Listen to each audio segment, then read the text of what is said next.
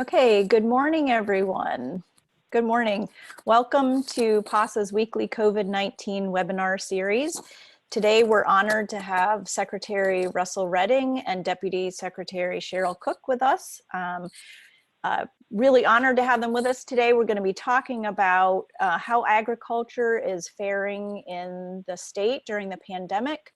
We'll talk a little bit about how farmers are managing and strategies for juggling the increased demands that are placed on them at this time. And hopefully we'll get to focusing a little bit on an outlook for the future.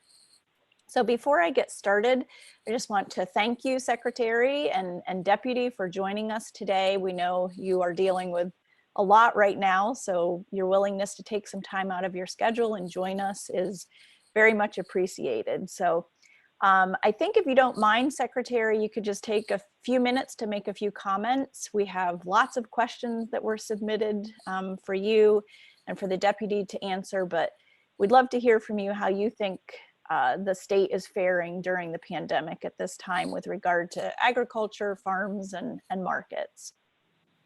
Yeah, Hannah, good afternoon, and to your team, thank you for opportunity to join you today. I want to congratulate you on your name change. I saw that come through. So to PASA Sustainable Agriculture, I hope you're doing well. I appreciate your announcement and your note that came with it. It's always good to be with you and the PASA family. Very much appreciate what you do. It's also nice to be with Cheryl Cook, who is always of good humor, good mind, great outlook, and great advisor during these times that we're all working and trying to navigate as well. You know, we have had from the very beginning our goal of keeping agriculture working and really trying to make sure that we're doing everything that we can for the industry.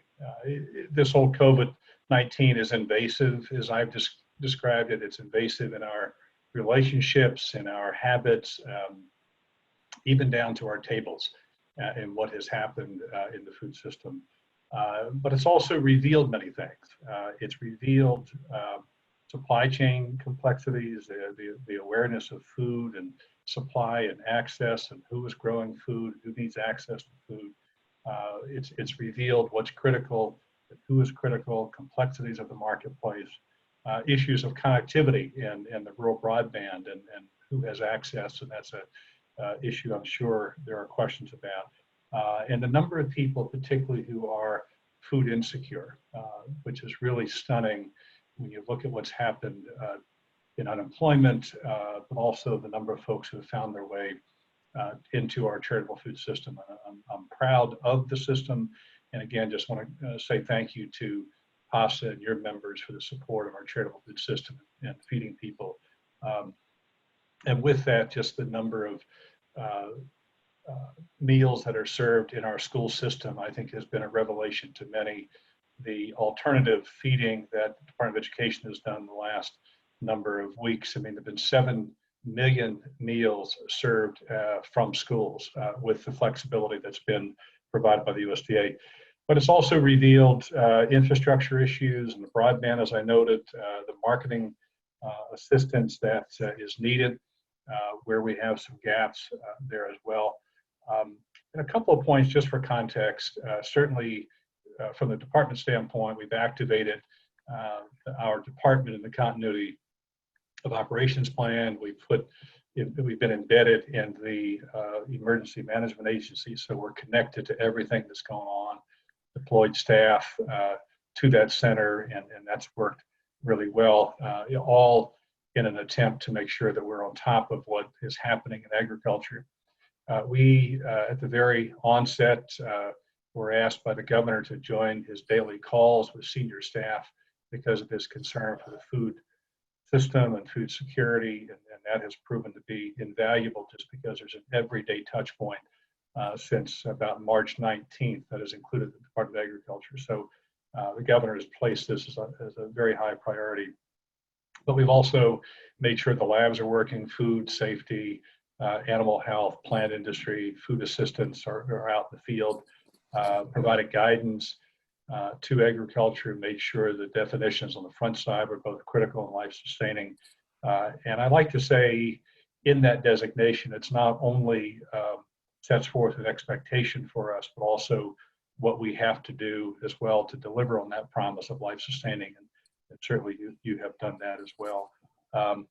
We have followed with many guidance documents to try to make sure that everyone's apprised, everything from agriculture to farm markets to direct marketing. I think that's all been helpful and prioritized several weeks ago, testing for our food and agriculture industry, which started out initially around the meat processing, but has now expanded, of course, across the state. And we've got some work to do there. We can talk more about that if you'd like. And with the recent announcements of the USDA on the stimulus program, both in terms of direct payments, is good news. And of course, part of that has been the commodity purchases, which Pennsylvania is both supplying product to and also being a beneficiary of that action as well.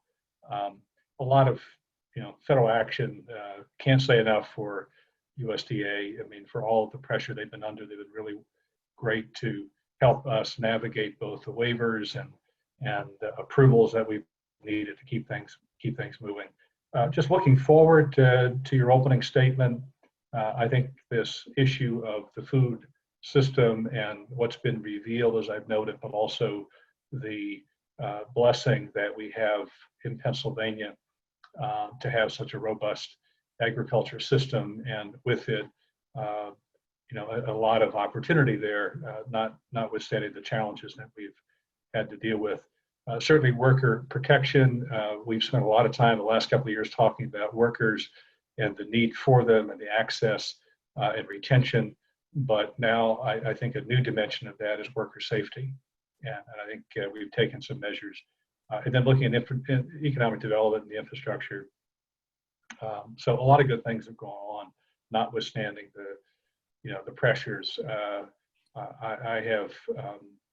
I've said often been tested more personally and professionally in the last 2 months with the phone ringing long before sun up and long after sundown, and questions from farmers and others sort of asking about what's my future here? What should I do? And it's really been interesting to hear their stories, their concerns, and even at a time when they had every right to be disgruntled, they were diplomatic, and I'm so grateful for that. So Winmar began just with a simple thank you, Hannah and team, for pasta and all that you're doing. So with that, Cheryl, do you want to add anything on the front side here?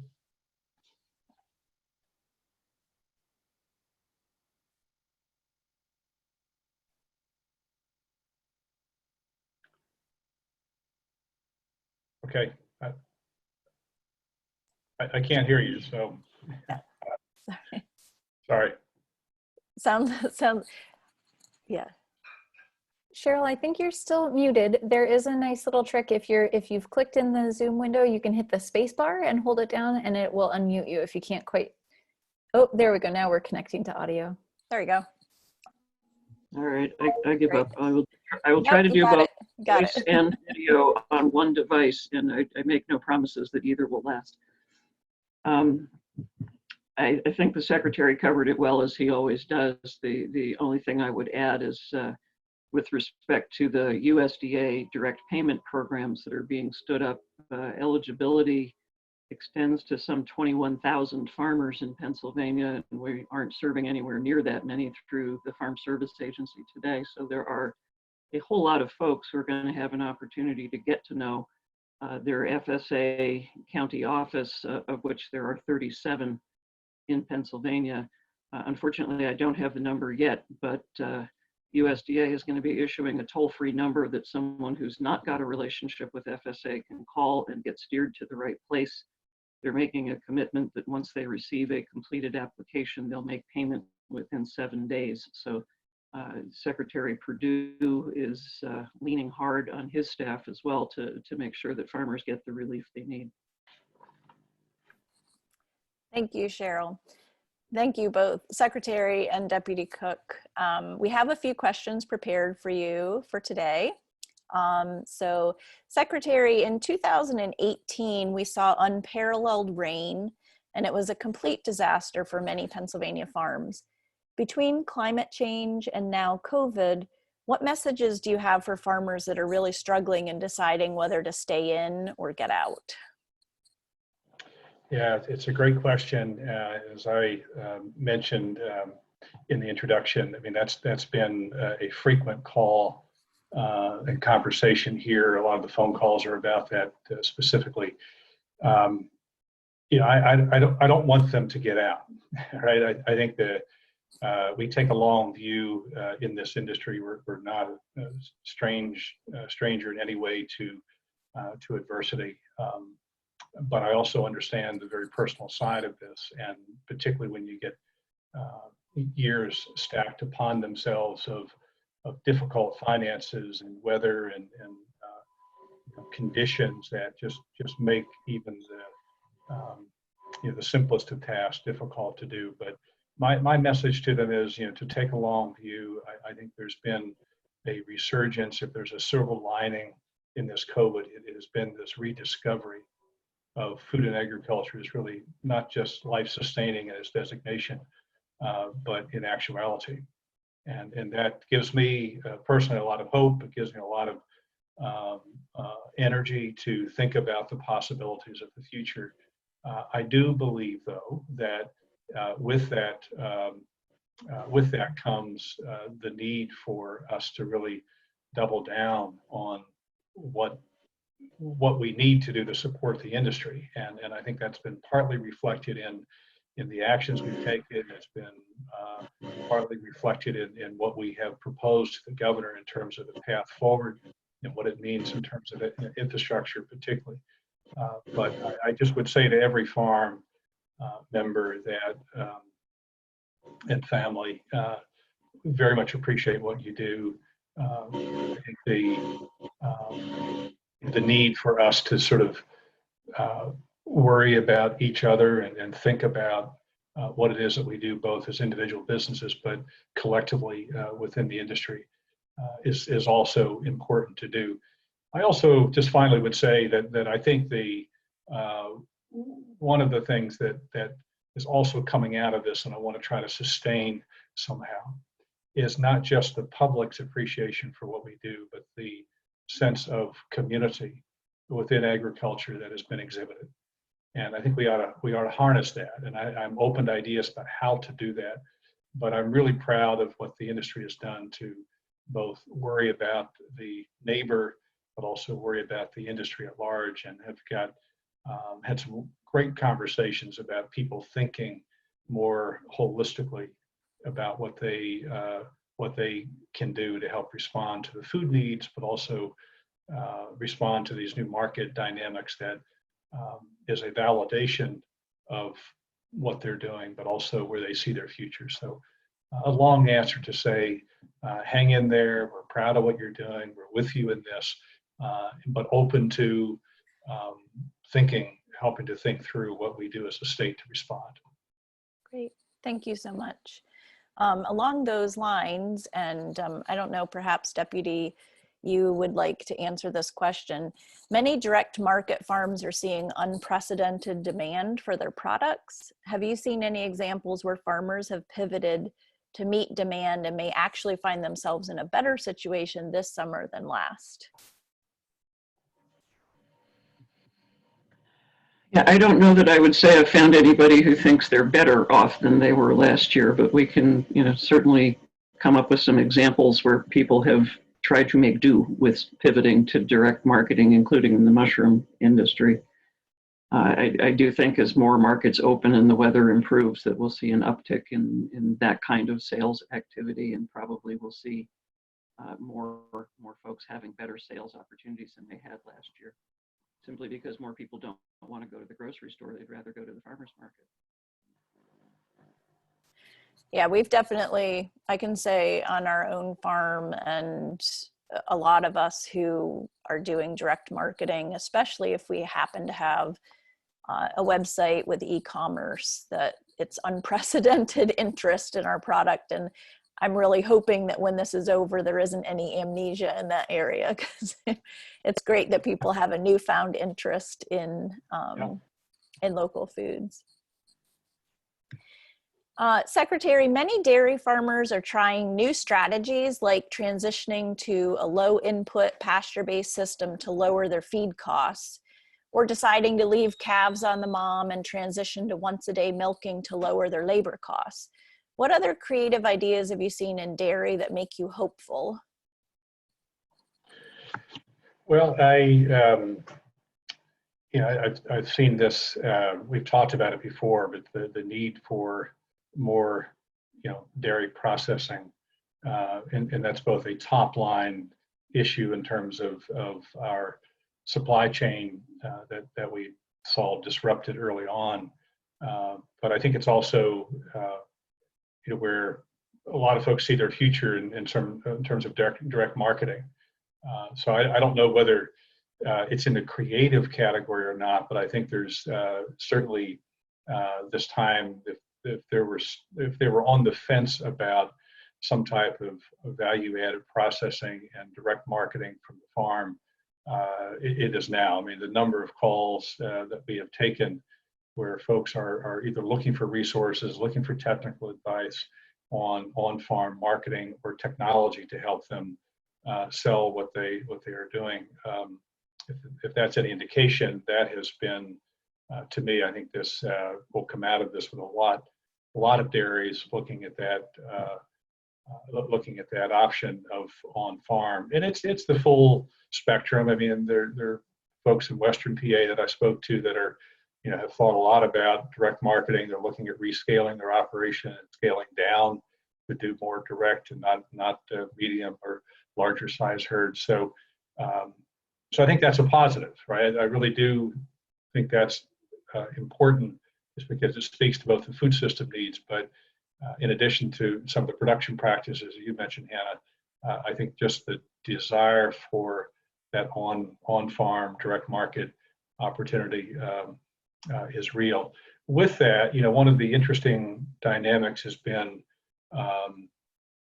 from the retailers looking for local sources. And this has been a recurring issue both on dairy as well as the meat processing.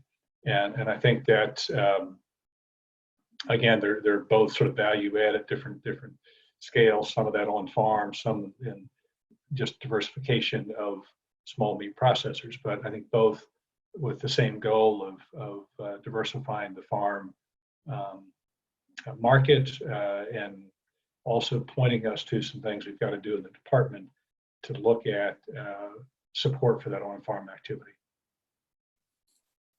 Thank you. Just a reminder to everyone that we'll work through the questions that were submitted ahead of time, but you can use the Q&A function, and time allowing, we will get to the questions if you enter them in the Q&A area. Once we get through the already submitted questions, we will move to those questions. Okay, let's see. Deputy Cook, does PDA have any way to help farmers who don't have high-speed internet, especially given so much commerce has to happen online these days? PDA doesn't really have a program for rural broadband per se, but there are plenty of other places that do. And certainly the governor's office has been thinking about it ever since they launched the Restore PA initiative, that rural broadband would have been a significant beneficiary of that work. It's been part of all of the discussions about how to best use the federal dollars that have come into the state from the CARES Act. USDA has several broadband programs. Among them, the distance learning telemedicine grant program that's open now for municipalities, tribes, and nonprofits. They've extended that application deadline into July. So I can send you more on that if you might be interested. It occurred to me that might be something that PASA in particular, with as much peer-to-peer training as you do, you're second to none in farmer educational opportunities, that some of those grant dollars that could be used to get more technology into your hands so that farmers can can both, participate in on-farm activities, counties and counties away, and be able to share what they're doing with others, that might be an interesting use of those grant funds. Mm-hmm, mm-hmm. Yeah, that's an interesting idea. Thanks for offering that. As someone who has had 4 college-age students for the last 2 months working from our farm, plus my working at home with no high-speed internet, it's been quite a challenge. So, thank you. Secretary, there is research to show that the environment is actually benefiting, for example, in terms of carbon emissions from stay-at-home orders. Do you think there are lessons to be learned during COVID that we should continue to carry with us after the pandemic is over? Yeah, absolutely. Again, I think I would add that to the things that COVID has revealed, right? There's been some wonderful both research, but if you're reading, the New York Times has done a really nice job in some of the environmental impacts, and you've seen the carbon emission reductions around the world. I think that's a good reminder in just a couple of months the impact that we're having on the environment by the normal practices. So I would hope that we retain both that lesson, but also understand this correlation between sort of our habits and impact on the environment. Sometimes that sounds like a simple message, but people seem to miss it. And I think it's, as we look at the environment, I think people are both more aware of their surroundings. So it's both a global issue, but I think it has application right here at home. So I hope that both the awareness of impact, but also practices become part of our lessons learned, carried out of this, and what we can do. Certainly in agriculture, we've got a good story to tell there, and what we do in that space, we know that it contributes greatly to both the contribution to the carbon, but also the mitigation strategies are also part of our work as well. So I am hopeful that all of that continues to be, the residual, and not just the, yeah, that was nice to see. Yes, there's an impact, and then we move on. I would hope that not just with the environment, but so many of the lessons learned that we've all had personal experience with the last couple of months retain and remain part of our policy work, part of our practices, part of our contributions of societal contributions, but also as an industry, how we are helping in that regard to solve these big problems. So yeah, I'm hopeful. I'd be interested in from you, Hannah, just from the PASA members, where you would see, how you view that question as well. I mean, what would you see as sort of change practice going forward, and things that we ought to be looking at both in policy work that would speak to continuing that reduction of carbon emissions as an example. Yeah, I mean, we've certainly heard from some farmers that initially, didn't have access to some input that they were regularly using and found out some creative way to manage without it, and discovered in the end that, going forward, maybe they're using a more environmentally friendly approach. We've heard from farmers who've decided, I think, between a combination of the rain and climate change and COVID, that they're transitioning to more pasture-based systems, which I think are a little bit more, are more resilient and provide a way that when there are severe weather events, they're not as impacted so negatively. And interestingly, with some of the constraints on distribution and some farmers that were distributing a lot further away from home, now, because of the local demand, have figured out ways to distribute more locally. And that's certainly not only a benefit for the farmer in terms of costs, but but for the consumer as well to have that sort of access. Okay, and this is maybe a question for each of you. How have you seen farmers working cooperatively during this crisis to make the situation a little more manageable? Well, I can share, a couple of things. And a couple of examples. When we had this sort of whiplash on the front side of our dairy markets, right, where you saw in the first 2 weeks that a climb of 150% increase in sales, and then within 10 days this pendulum swinging back and now sort of stabilizing around 15-20% increase in fluid milk consumption, is that there was this rally. I mean, I've met people who, yeah, they were out there, but we really never had a chance to sort of engage them, asking for what they could do to help. They were concerned about the neighbor, they were concerned about loss of markets, and they just sort of rallied. And I thought it was really refreshing, because we all sort of get into our own tunnel and worry about our own farm and livelihood. And in that sort of several week period, we saw folks who were, thinking about, while they may not have had to dump milk, as an example, they knew of neighbors who did, and just sort of being creative about, well, why are we dumping milk when we've got this 200% increase in the tradable food system? What can we do about that, right? And really trying to think about what they could do to respond. We've had the same with the food merchants and trying to satisfy purchasing of local products that they were trying to find. We had farmers who were volunteering to help out in processing plants to keep the operations running. It just went on and on. And I pause every once in a while, because it's easy to get into the negative side of what we're experiencing, because these are businesses we're managing.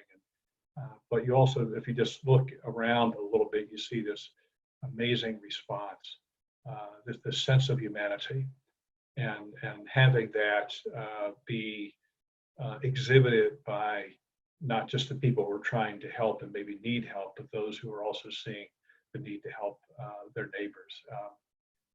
So there have been so many examples of that, where people have donated product. They have rallied to neighbors to put together, processing for both eggs that were being discarded, or dairy products, or poultry, and getting it into the tradable food system.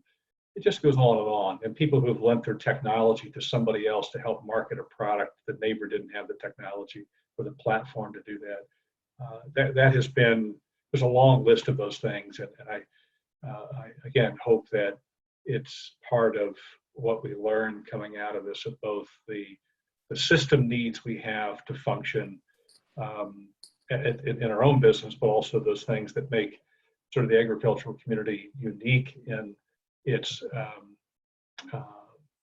work and the way that it functions, and that sense of community that we speak of often, but we really saw the best of it here in the last couple of months. Cheryl?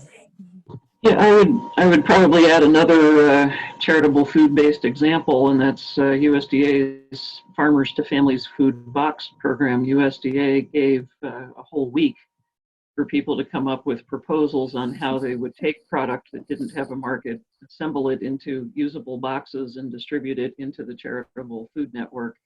And we had almost a dozen folks from Pennsylvania who applied, and everybody from Farm to Table Pittsburgh, who's already delivering, milk and other products now, Lancaster Farm Fresh Co-op, farmers came together who had never dreamed of actually contracting with the U.S. Department of Agriculture. We figured this was going to be Cisco and, the big food distributors, and they didn't do that. The USDA went ahead and took all of these innovative proposals from some of these smaller groups, including co-ops of farmers. So it's good to see the farmers getting together quickly to put something together, and it was kind of reassuring to see USDA give them a chance.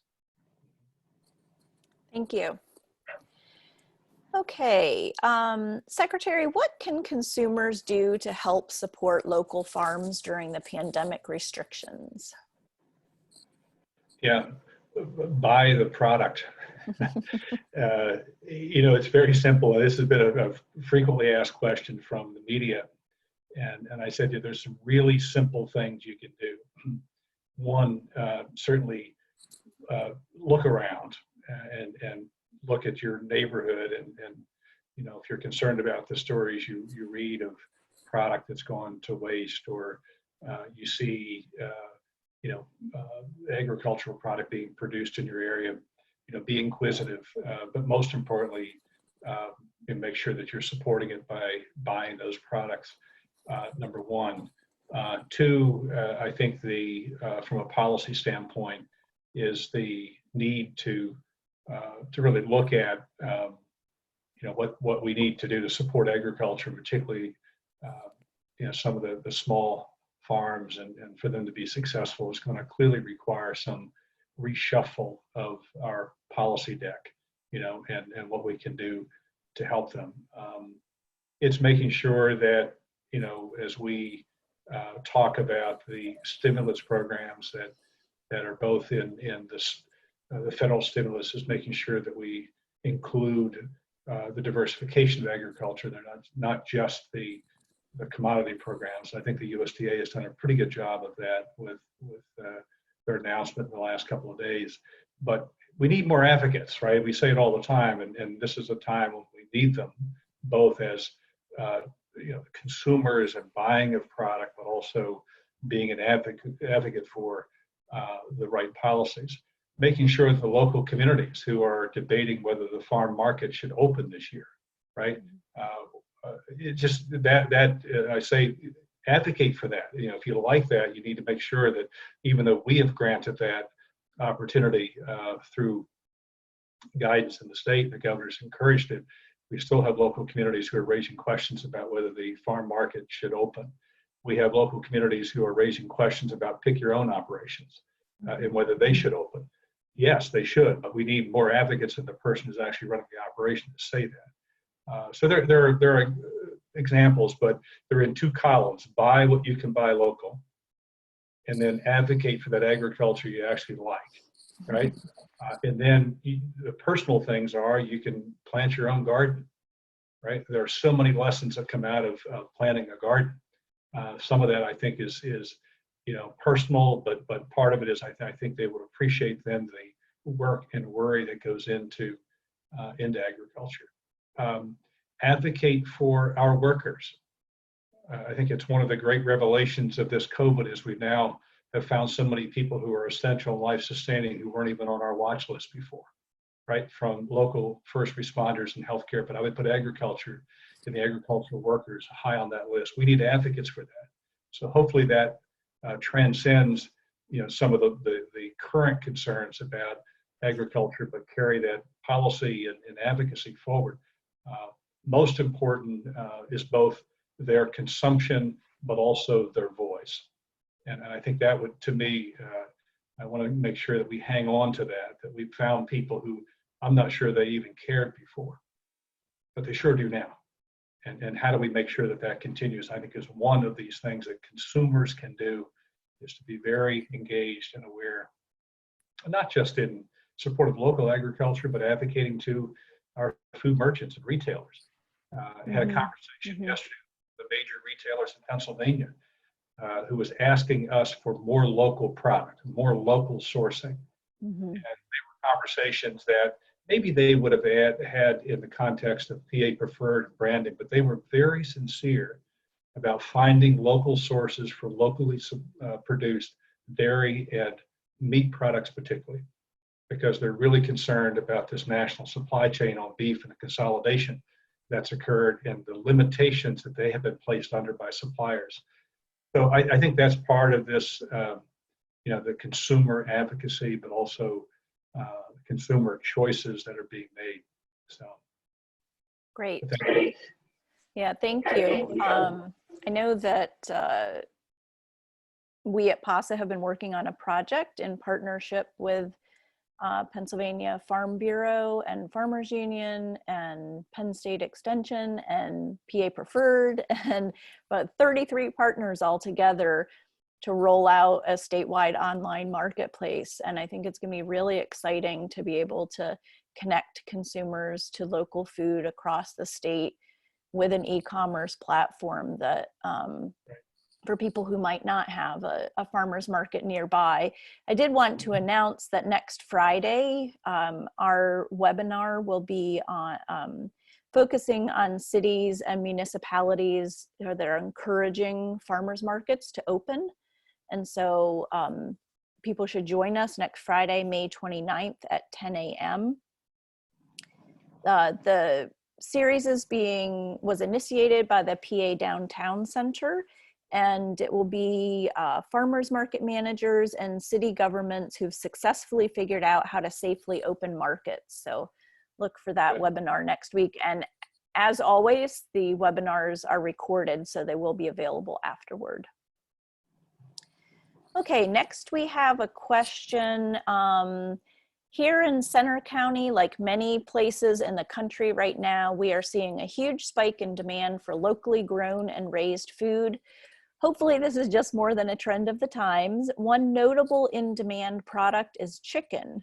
However, we have a lack of USDA poultry processing facilities in our vicinity, which is a huge impediment to local food availability. Is Pennsylvania doing anything to improve access to USDA poultry processors, or has PA ever considered a state inspection program, which I know, Secretary, you and I have talked about many times, and is there a way for custom butchers to be used in these difficult times? So that was a long question, but.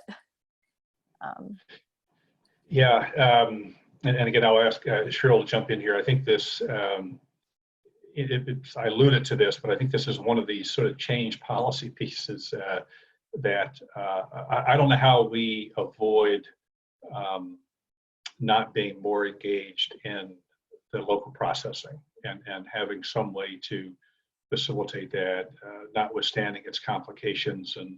And we were there some years ago, and I think we've got to sort of think about what that looks like for us. But directly to the question, yes, we have been in many conversations. Some of those were spawned by, the activities of the marketplace and trying to rescue, if you will, some of the poultry that had to be depopulated, and this Lancaster County community sort of was active and found a way to do some processing. But it just sort of revealed, I think, again, some of the gaps in our complacency to some extent around just sort of the normal supply chains, and brought to the fore, I think, the need for both more mobile processing as an example, but not limited to that, for sure. And then the state inspection, and to what extent, we as a Department of Agriculture can play a role there. I have that on my list of follow-up of things that we want to look at. How would we do that, and what would be helpful to you and members, but also the larger public of processing. Interestingly, the call that I referenced yesterday with one of the major food merchants, they were advocating for the state to do that. They really felt like that was a missed moment, and they kept bumping into, even if they had somebody who wanted to supply them in lieu of local products, they were prohibited from for obvious reasons. And they were advocating, and that's the very first time that I've ever had a food merchant advocate for local state inspection, so they had a local source of product. So I think this tide has shifted, right? Now the question is, what does it look like? What do you do with it? How quickly could we stand that up? So, and Cheryl and I have talked about this before too. So Cheryl, what are your thoughts? Well, I don't think we're going to be able to restore the old Bureau of Animal Industry that the department had until 1972, when we stopped doing meat inspections in Pennsylvania. But certainly there is room for more mobile processing. And getting at one of the questions that someone was asking online, Extension actually does have a webinar coming up on June 9th on home butchering techniques that I have to assume will go into some of the USDA requirements around, how far you can go in butchering animals in terms of selling in-state versus out-of-state. I think to the extent that we can build up markets in-state with this renewed interest in local food, we maybe could do some things that are short of a full-blown state inspection program that would allow interstate commerce.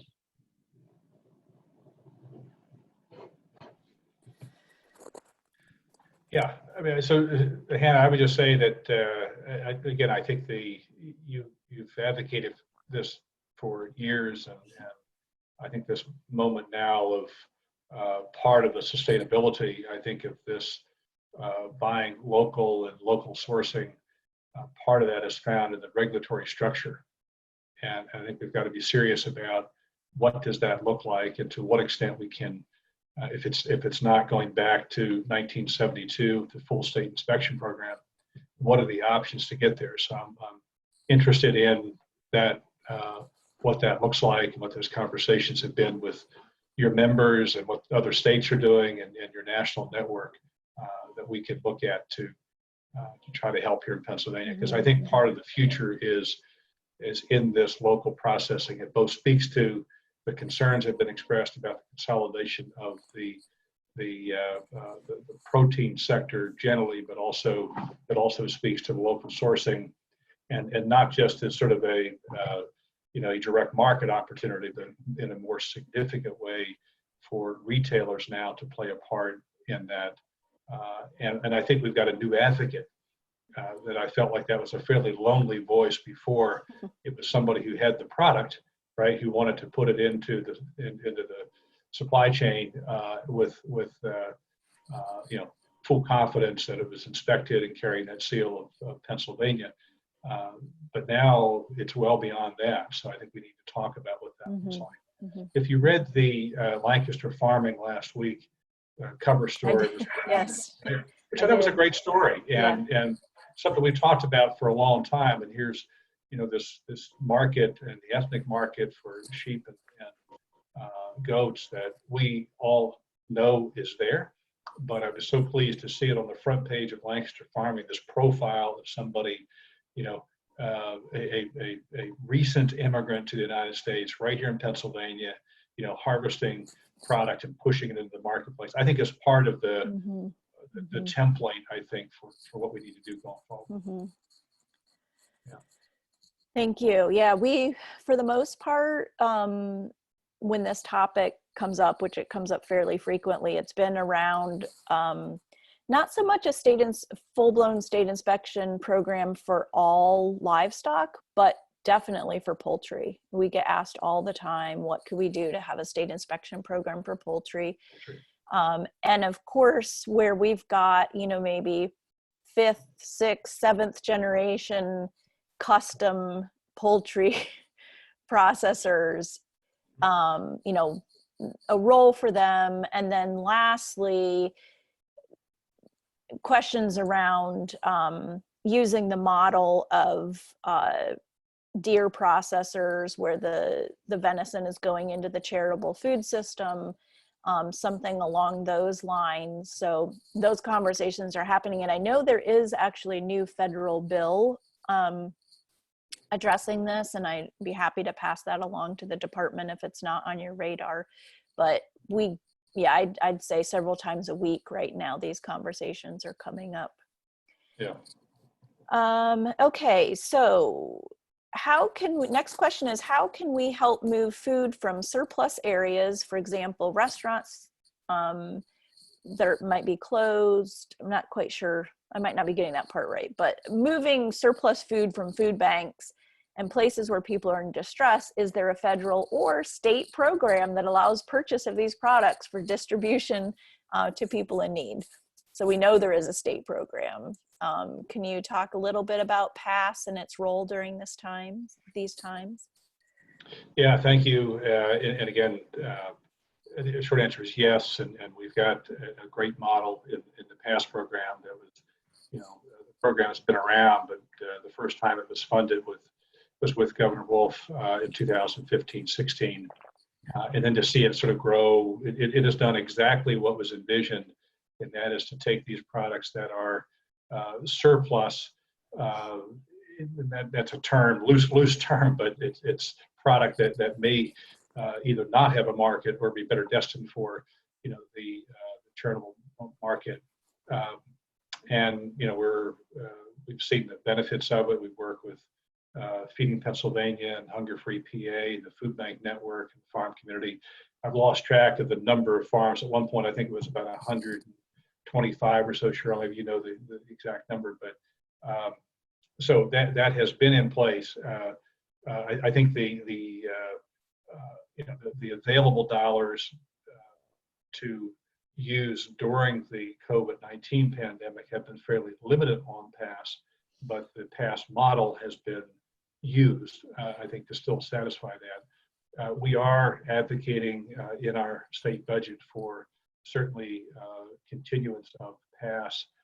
We also think there's an opportunity to expand what the USDA is doing with their farm to food bank. Do I have that correct, Cheryl? That was really modeled after the PASS program and just announced in the last week a $255,000 grant to Pennsylvania that does the exact same thing. It's taking, in this case, I think we're going to use it for some dairy product and then pay for the packaging, but ultimately it's going to end up in the food bank network. So I think there's a lot of opportunity there to build out. I think, again, the experience of the last 2 months has taught us a lot that, one, there's a willingness by farmers and the food processors to play a role, but to see how well the food bank community has adopted that and responded to it and appreciates that local connection, I think is important.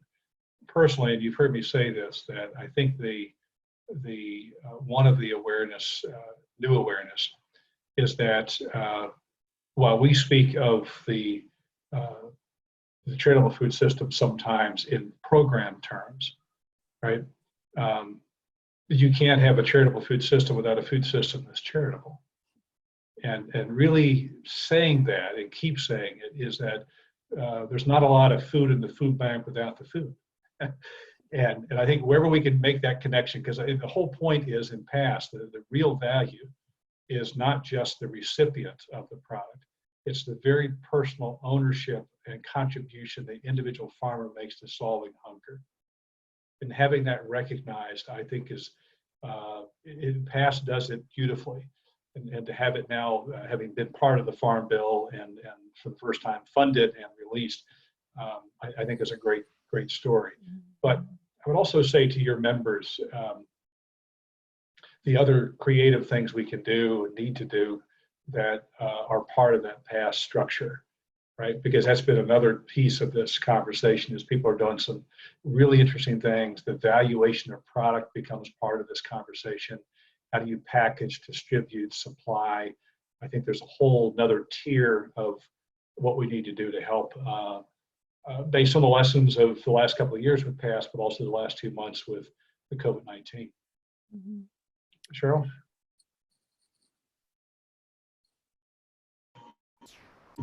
Well, it's kind of hard to add to that. I think the farm to food banks funding is going to give us a little more flexibility than we've had in the past, although I do think that the PASS program is going to be the lion's share of it. The $1.5 million that we had last year, let alone the $2.5 million that the governor requested in his initial budget. We'll see where that ends up.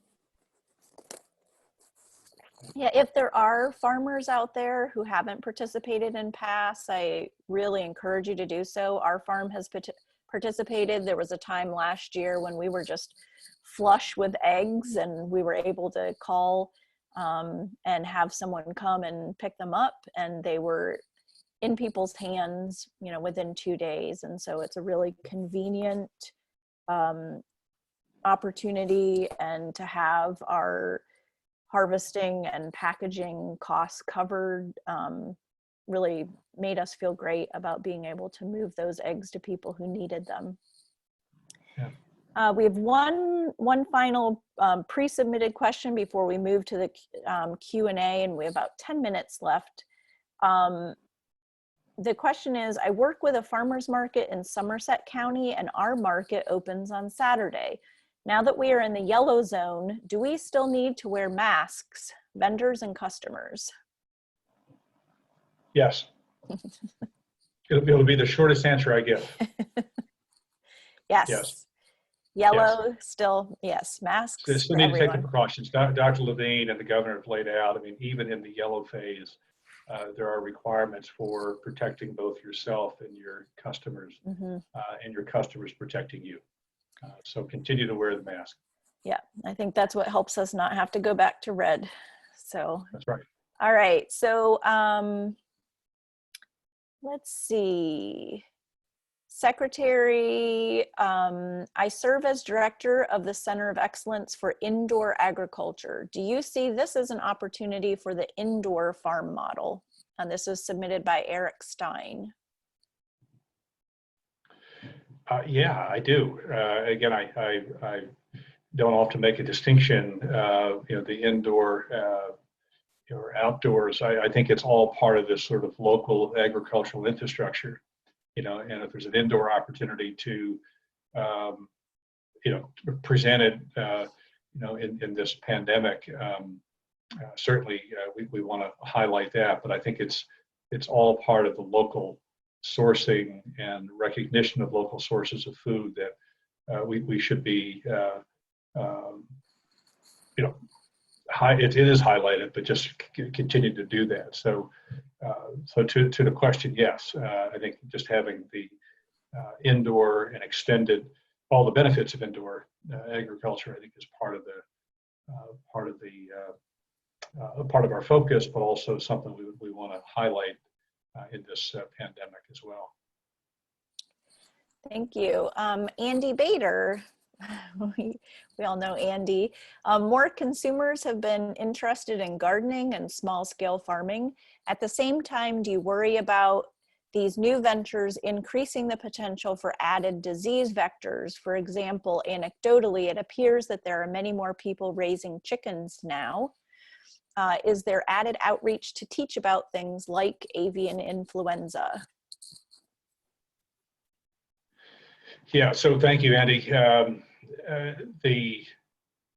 I pause a little bit because I think Extension has done some outreach in a recent conversation with University of Pennsylvania Vet School.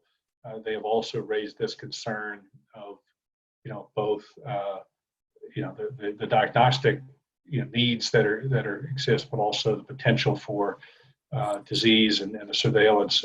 So I think we need to do more.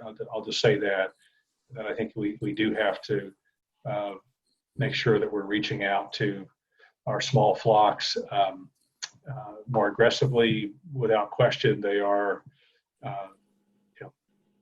proliferating in the last couple of months from what we have heard. So how do we reach them? How do we engage them? Hannah, you and I have talked about this during our high path avian influenza efforts, is making sure that we recognize those flocks and have them on our sort of our list to make sure that we know that they're in a particular neighborhood. The event that we do, we have to do any type of surveillance work or testing. Our challenge has been, as you know, making sure that we include them in the efforts that we take for animal health and diagnostics. So I think it works both ways. I mean, I would say part of it is our outreach to them. The other part would be, like a lot of things, don't wait for an invitation, right? If there's something that you need from us, if you want to have that connection, you want to be identified as part of our active flocks in Pennsylvania and be identified within the Bureau of Animal Health, and please let us know. So I guess I would come back to you and say whatever we can do to help. I mean, certainly it's a great question, Andy, making sure that we're engaging, we're mindful. A lot of these things, COVID is a great example, has nothing to do with size, right? It's size neutral, it's zip code neutral. So the disease and transmission of disease and concern is also equally for the poultry side, animal health generally, but poultry here, it's also size neutral. So making sure we do the right practices and surveillance is critical. Thank you. We have, I realize we have like 4 minutes left. We have a few questions here about specific bills. And so I'm wondering if we could maybe just send these questions to the department for updates. We have Sure. a couple questions about the dairy opportunity zones and HB 1822 and potential restrictions on funds like the conservation easement purchase funds. So if it's all right, we'll just submit those to the department and publish those afterward. Let's see, we'll take one more question before we sort of wrap up here. Organic and regenerative agriculture practices can have a significant positive contribution to carbon sequestration in soil. Does the department have policies to promote regenerative agriculture practices? And do you know which proportion of Pennsylvania farms are practicing organic or regenerative agriculture? And we're happy to also share the statistics end of things after the webinar today. Yeah, Hannah, thank you, and a great question. And I'll ask Cheryl to jump in here on the organic side. The question, just given our initiative of the last year on the regenerative agriculture, in terms of structured programs or policies on that. I mean, I don't think we're there yet, right? But I would just say, you know, in terms of advocacy, acknowledgement of legitimacy of, I think all of that has been part of the last couple of years' efforts to make sure that we both, you know, the terms that we use, the inclusivity of our work certainly includes organic in a significant way and regenerative agriculture as well. And it's part of the work that we're, I think, doing presently, but gets amplified for reasons noted during the call about just sort of the awareness of agriculture, both in terms of the practices we employ, the environmental benefits that accrue. But again, I'm open to ideas and thoughts about what more we can do. Cheryl? Thanks. You know, Pennsylvania at this point is in kind of a rare club here of a handful of states that have more than 1,000 certified farmers at this point, or certified organic, that is. We have between 11 and 1,200, I think, farmers at this point, which is still a tiny fraction of the 53,000 or so farms in Pennsylvania, but without question the fastest growing sector in Pennsylvania agriculture. So, you know, it is not without seeing all of that we hired our first full-time organic specialist, Adam Dellinger. And in last year's budget, we did receive some funding to start engaging more in organic support for farmers. So far, that has taken the form of technical assistance for folks who want to transition to organic through an arrangement with Rodale Institute that allows farmers to get free technical assistance from Rodale. We'll be expanding that in coming years, and I think taking on a few research efforts that are specific to organic so that we're sure we understand not just the production side, but the market opportunities and some of the other challenges around things like spotted lanternfly and things that are affecting all farmers, but for which solutions to date have not been considering organic. Thank you. I think because I apologize, we have 30 seconds left. Secretary, do you want to say any closing comments?